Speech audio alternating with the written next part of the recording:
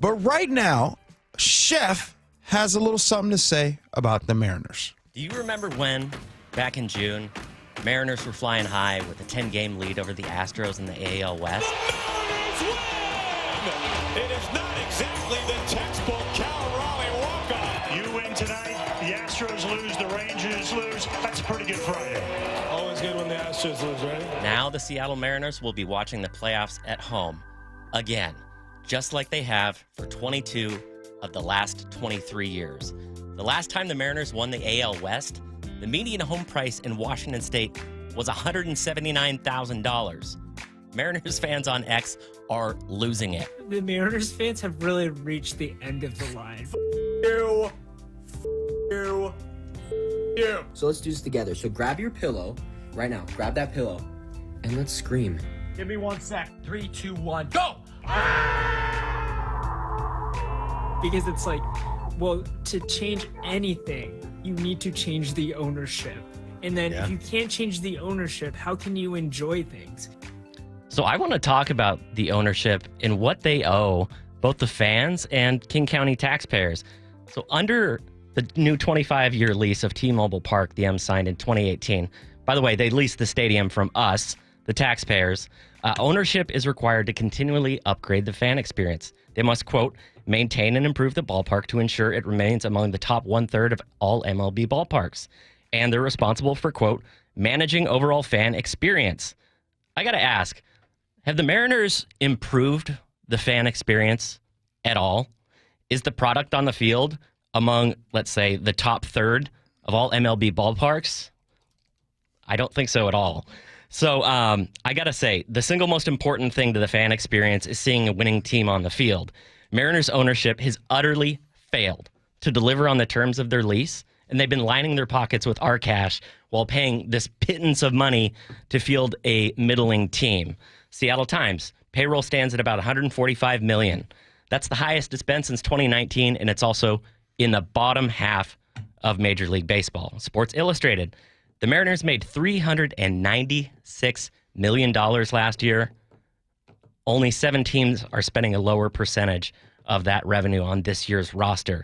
Do you know how much the Mariners pay, by the way, to lease T-Mobile Park from us, the taxpayers? $1.5 million for that big, beautiful castle. $1.5 million is all it costs them. One of the best stadiums in the nation that we built with $372 million of our tax dollars. Did you know King County voters actually rejected funding for the stadium? And did you know that the legislature went ahead and approved it anyways? I don't know if that sounds familiar. A couple other measures that have happened in recent years. Car taps. Yep, exactly. And then did you know, by the way, that the King County Council approved another $135 million for stadium improvements in 2018 so that the Mariners would sign another 25-year lease?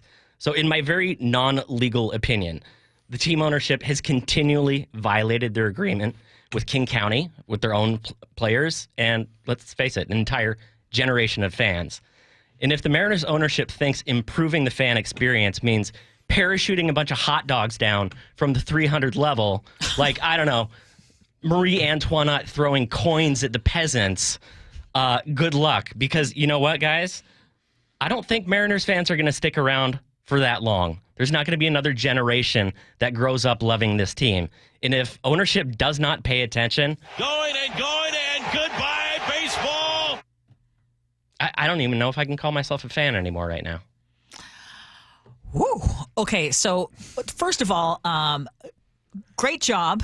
You did not hold anything back. No, it's been building. Muckleshoot Casino Resort text line. I can tell it's been building. 888-973-5476, 888-973 KIRO. Do you agree with Chef on his take that the ownership basically has been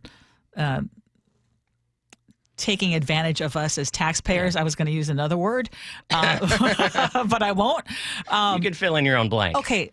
But I'm going to push back on a few of the things that you said. Sure. You said the single and only thing that is a fan cares about is winning.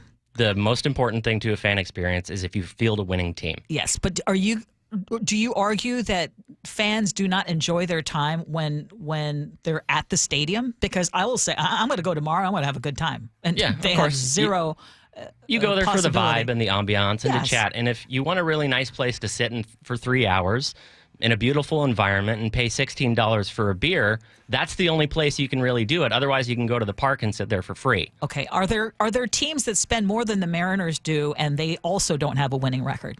Let's see. Mariners are the only team in Major League Baseball who's never been in a World Series. Mm-hmm. And I'm no lawyer. I can't look at a lease and say whether anything's actionable about violation of said terms. Again, in my very non-legal opinion. But you know what? The Stadium Benefit District, which operates the ballpark, they have to review the lease every 3 years. And I'd be very curious to know who's sitting on that board reviewing the terms of the lease and what kind of conversations they're having with ownership. Gee? So here's what I want to say. Have you guys ever been in a situation where like everybody is looking at you? Like I've been in marriage counseling before, and one time like I was get ahead of myself, and the marriage counselor started to display some of the things that I have done in a relationship, and started to display like somehow it came up like the money that I didn't make and all that kind of stuff. That's what Chef just did. I didn't know Chef was going to hit it to the core like that. Like that was rough, man. You start bringing up money and tax dollars and all that. We've given them the team is worth $2.2 billion now. John Stanton bought it for 1.2. He's literally up $1 billion just from the value of the team. Yeah. Not to mention revenue, which they're doing just fine on. But we'll see how long that lasts. I mean, but did you have to go that hard, Chef? Yeah, I did. Well, We'll see if I'm here on Monday. On our text line, there are people agreeing. Yeah. It's like, Ursula, it reminds me of getting divorced, and then she says to you, "You ugly and you broke." Like, did you have to go that hard? I've had that said. Coming up.